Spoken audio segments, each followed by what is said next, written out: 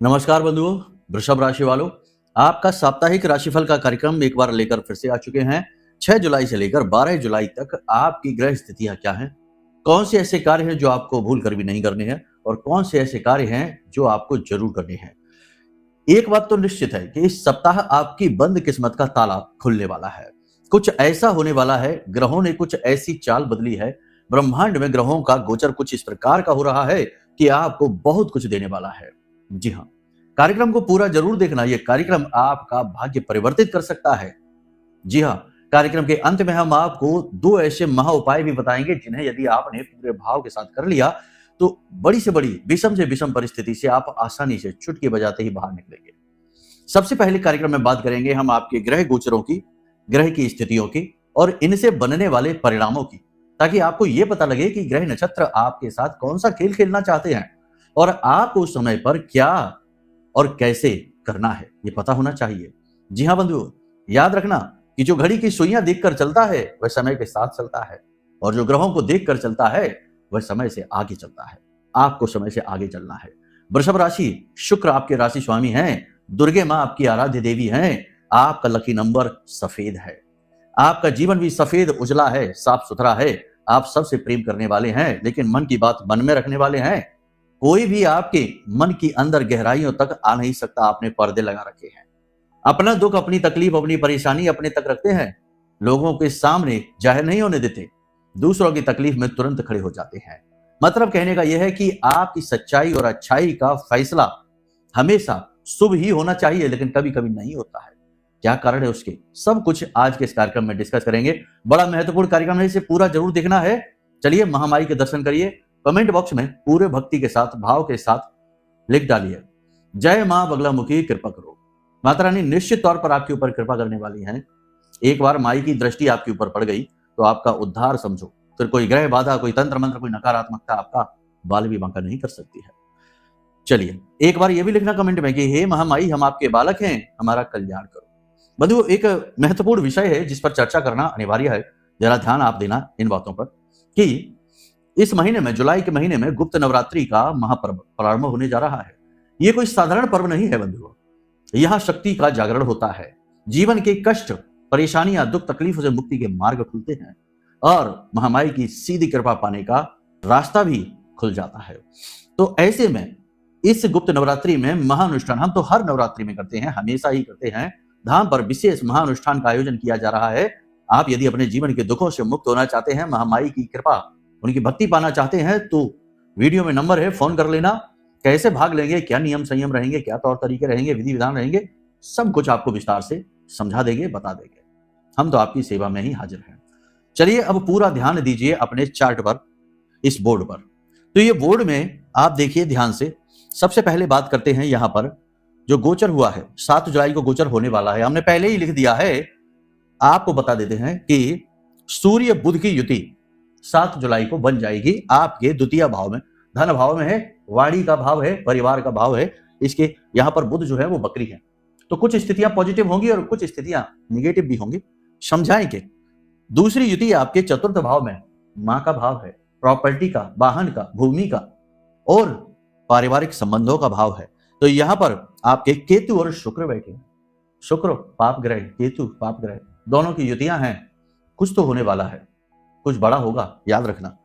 चलिए आगे देखते हैं। अब बात करते हैं चंद्रमा की। तो चंद्रमा के साथ शनि, शनि चंद्र युति विष दोष बनाती है। आपके लाभ भाव में है, 11वें भाव में। 11वें भाव में बनने वाली ये युति क्या कोई नुकसान देने वाली है, कुछ फायदा देगी? विष दोष इसे कहते हैं। क्या ये विष बनकर आपके सारे लाभ, सारी उपलब्धियों को समाप्त कर देगी? नहीं, ऐसा नहीं होता। सब कुछ समझाएंगे। इसी के साथ साथ बंधुओं कुछ चीजें हैं जिनको आपको और ध्यान देना है। शनि की तृतीय दृष्टि मंगल पर पड़ रही है, ये कष्टकारक होती है, 100% कष्ट होगा। दशम में राहु बैठे हैं। राहु 10 में, दुनिया बस में, सुना होगा आपने। क्या दुनिया बस में हो जाएगी? खैर, एक एक करके सभी चीजों पर डिस्कस करते हैं। सबसे पहले बात करते हैं मनोभाव की। तो बंधु आपको हम बता दें कि ये सप्ताह की शुरुआत आपके लिए अच्छी नहीं रहेगी, धीमी रहेगी। सुस्ती, थकान, आलस, काम को न करने की इच्छा और कोई एक बुरी खबर। कब? 6, 7, 8 3 दिनों में। तो आपको तैयार रहना होगा। अगर जॉब इंटरव्यू दिया है तो हो सकता है कि ना आ जाए। यदि कहीं से उम्मीद लगाई कि पैसे आ जाएंगे तो शायद ना आए। या कोई और काम है जिसके बारे में सोच रहे हैं कि वो बन जाएगा तो शायद ना बने। तो कैसे आप बचेंगे कि भैया ये ना हो, ऐसा ना हो, इसके लिए आप क्या करेंगे? कुछ तो मार्ग होगा, ऐसा तो है नहीं केवल तकलीफ ही तकलीफ होगी। तो शनि के कारण ये चीजें होंगी क्योंकि शनि चंद्र युति है, लाभ भाव में है और 6 और 7 तारीख तक रहेगी। तो इसके लिए आपको क्या करना है, सप्ताह की शुरुआत होते ही सोमवार को भोले बाबा का दिन है और शनि के अधिपति मालिक हैं भोले बाबा, शनि के गुरु हैं। तो आपको क्या करना है, सीधे भोले बाबा के मंदिर जाना है और उन्हें कच्चे दूध का अभिषेक करना है, थोड़े से चावल उनके ऊपर चढ़ाने हैं, थोड़ा सा शहद लगाना है और पूरे भाव के साथ गाय के घी का दीपक जलाकर वहां पर पंचाक्षरी मंत्र ओम नमः शिवाय, इस मंत्र का ज्यादा नहीं तो 5 माला या 7 माला या फिर श्रेष्ठतम है 11 माला जाप कर लेना। थोड़ा समय लग जाएगा, तो समय देने में बुराई ही क्या है? 24 घंटे तो आप अपने लिए देते हो, अपने जीवन के लिए देते हो। अगर आधा घंटा भगवान को भी दे दोगे तो क्या बुराई हो जाएगी? अगर आप ये कर लेते हैं सोमवार के दिन तो पूरा हफ्ता आपका राहु 10 में दुनिया बस में वाला हो जाएगा। समझ रहे हैं? देखो ये सूत्र हैं, ये सूत्र जो समझता है और जो जानता है और जो इन्हें फॉलो करता है वो बहुत कुछ हासिल करता है। मार्ग ऐसे ही खुलते हैं। सब कुछ इंसान के बस में नहीं है बंधु, याद रखना। इंसान के बस में केवल फैसला लेना और कर्म करना है। उसके बाद देना या ना देना, कम देना या ज्यादा देना, ये ग्रहों के हाथ में है और भगवान के हाथ में है। तो भगवान से नाता तो जोड़कर रखना ही पड़ेगा। चलिए आगे बढ़ते हैं। सप्ताह की शुरुआत के बाद स्थितियां अच्छी होने लगेंगी, चीजें परिवर्तित होने लगेंगी। शनि और मंगल की युति बन रही है, क्षमा करें युति नहीं बन रही है, शनि की तीसरी दृष्टि आपके लगन पर पड़ रही है। तो ये रोग कारक है, दुर्घटना कारक है। आपको क्या करना है, वाहन संभल कर चलाएं, जल्दबाजी में नहीं। फोन पे बात करते करते बातें नहीं करें, ठीक है?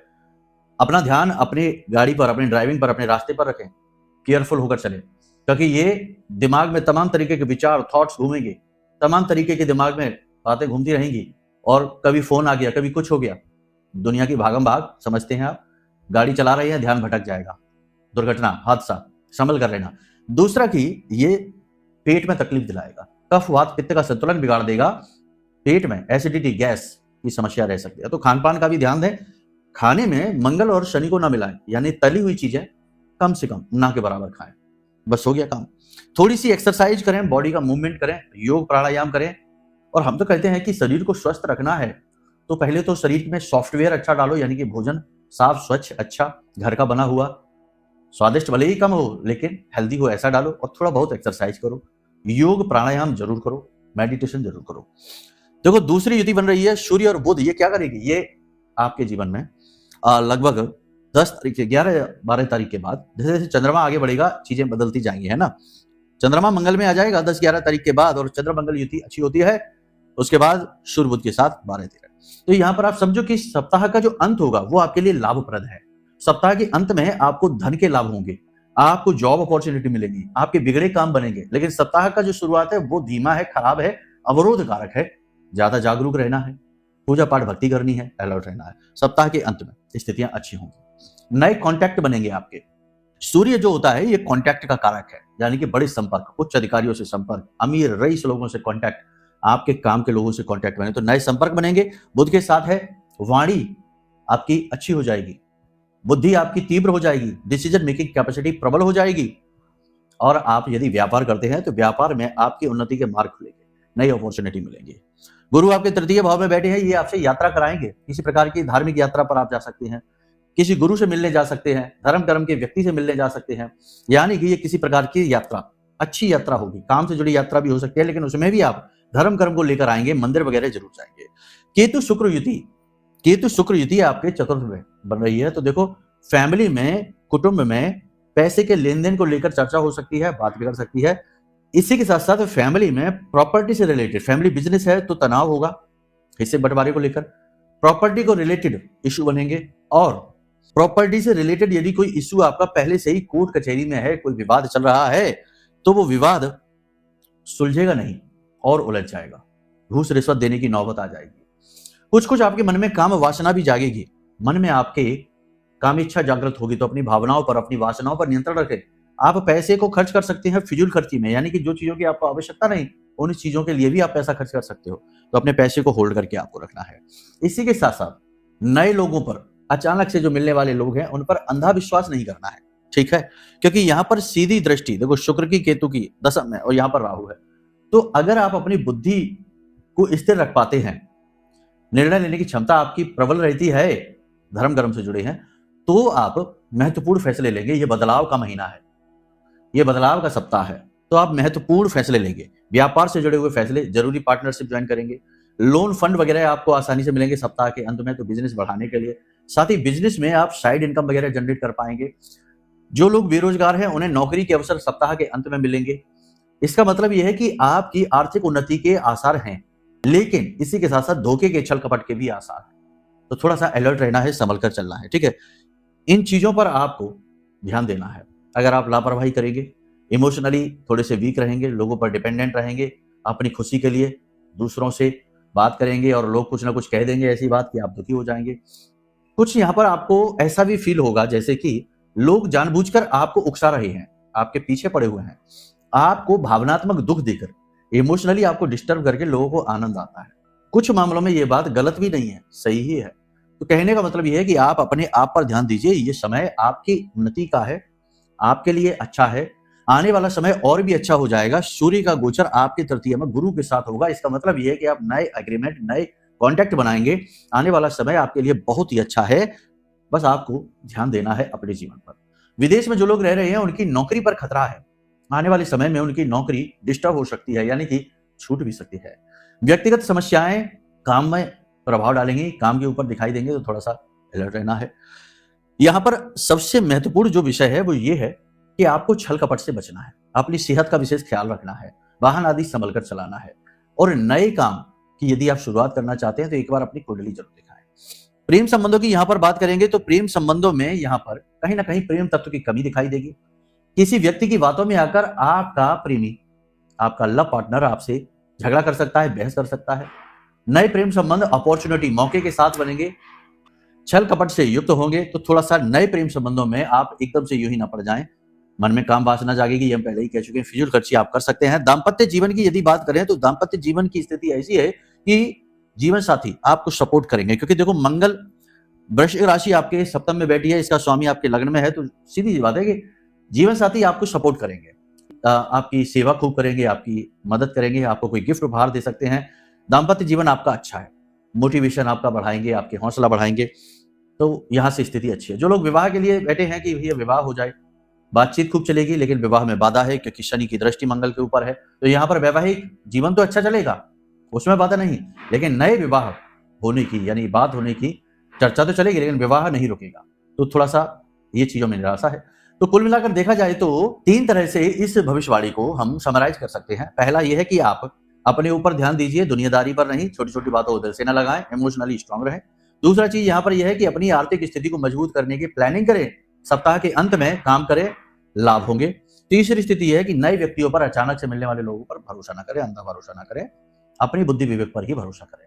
और सबसे अच्छा यहाँ पर, ये तो भविष्यवाणियों का हो गया, सबसे अच्छा उपाय यहाँ पर आपके लिए है कि आप अपनी कुंडली का भी आकलन कराएं, क्योंकि असली सूत्र, असली आपकी कुंडली में ही छिपी है बातें, रहस्य। क्या महादशा चल रही है, क्या स्थिति चल रही है, आपकी 7.5 भी आने वाली है आने वाले टाइम में, अभी तो नहीं है लेकिन अगले वर्ष शुरू हो जाएगी 2027 जून में। तो अभी से आप तैयारियां कर लीजिए, अपने ग्रह नक्षत्रों को समझ लीजिए, दिखवा लीजिए अपनी कुंडली। और उपाय हमने आपको बता दिया कि भोले बाबा को कच्चे दूध का अभिषेक आप करिए। इस महीने में श्रावण का महीना प्रारंभ हो रहा है और नवरात्रि में महानुष्ठान में भाग ले लीजिए, सारे दुख दर्द कट जाएंगे देवी देवताओं की कृपा से, उनके आशीर्वाद से। तो चलिए आज के कार्यक्रम को यही विराम देते हैं। मन में कोई प्रश्न उठे यदि या फिर अपनी कुंडली का आकलन कराना है तो नंबर वीडियो में है, कॉल कर देना। प्रेम से बोलिए जय माई की, जय मां बगलामुखी। जय माई की। बंधुओं, ज्योतिष और तंत्र विद्या के क्षेत्र में आचार्य अमित एक जाना माना नाम है। पूज्य गुरुदेव के साधनाओं और ज्योतिष विद्या के अनुभव बेहद दिव्य है। जी हाँ, पूज्य गुरुदेव ने जिसकी भी कुंडली का विश्लेषण किया और कुंडली के अनुसार उसे सटीक उपाय व महामाई माँ बगलामुखी की विशेष कृपा दी, उसके जीवन में सकारात्मक बदलाव तो आए ही है। फिर चाहे समस्या कितनी ही कठिन क्यों ना हो, समाधान तो अवश्य हुआ है। अब ऐसे में यदि आप भी अपने जीवन की किसी बड़ी समस्या से जूझ रहे हैं, जैसे कि कर्जा बढ़ता ही जा रहा है, काम धंधा और व्यापार सब रुक चुका है, रिश्ते नातों में तनाव हद से ज्यादा बढ़ गया है, पूरा जीवन ही नकारात्मकताओं से भर गया है, तो ऐसे में यही सही समय है जब आप श्रेष्ठ गुरु से मार्गदर्शन प्राप्त करें और जीवन के अंधकार को समाप्त कर दिव्य प्रकाश की ओर कदम बढ़ाएं। वीडियो में दिए गए नंबरों पर तुरंत संपर्क करिए और अपनी कुंडली का विश्लेषण व समाधान पूज्य गुरुदेव के द्वारा करवा लीजिए। देर ना करें, आपके देवी देवताओं के आशीर्वाद से ये मौका खुद चलकर आपके पास आया है, इसे गंवाना नहीं है। अभी फोन करें और गुरुदेव से मार्गदर्शन प्राप्त करें। महामाई आपका कल्याण करें। धन्यवाद।